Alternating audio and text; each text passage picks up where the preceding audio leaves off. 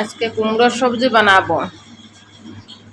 এই যে কুমড়ো কাটতেছি, ছুলতেছি, ছুলে এই যে ছোট ছোট করে পিস করতেছি, দিয়ে এনেছি। দিয়ে এবার কড়াই ছড়াই দিছি, দিয়ে এবার তেল দিলাম।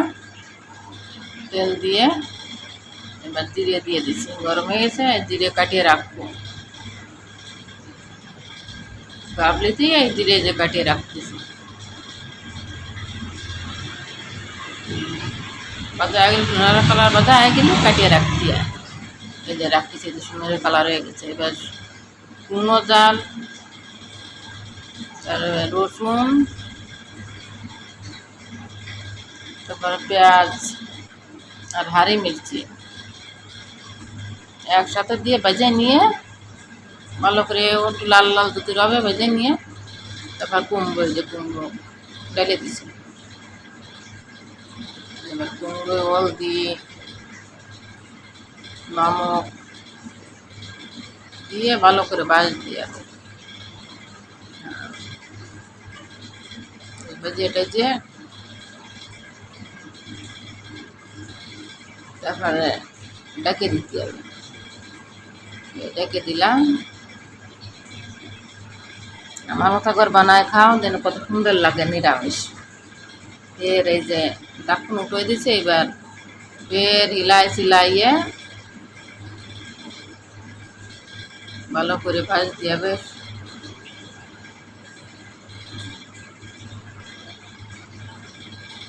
ভাজার মতো হয়ে গেছে।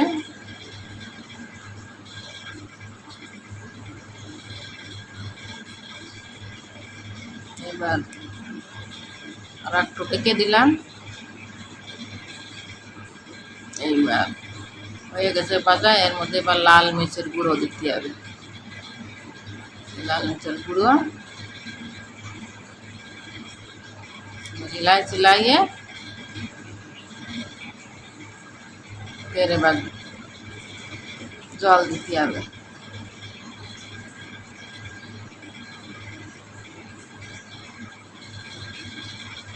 খুব সুন্দর দেখা যাচ্ছে।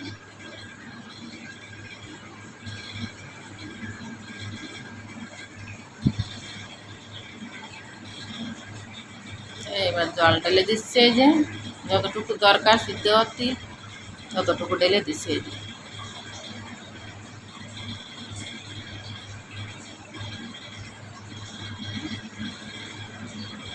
ঢেকে ঢেকে বানালে ভালো করে গলে যাবে। কত সুন্দর দেখা যাচ্ছে। এবার যে জিরে কটা তেলে ভাজে উঠে রাখেছিলাম, এই জিরে কটা এই যে বাটতিছে। কাটা নোড়ায় বাটে, আমি এই গাবলিতে এইটি ডাল বানে এইটি একটা নোড়ায় দিয়ে পিষে নিচ্ছি। হয়ে যাচ্ছে,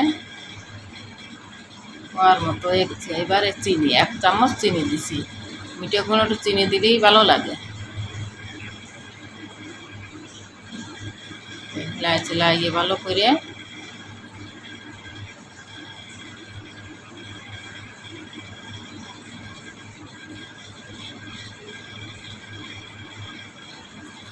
গলে গেছে।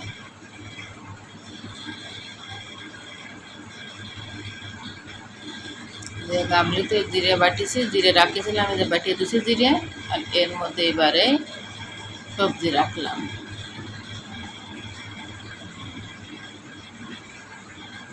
এবার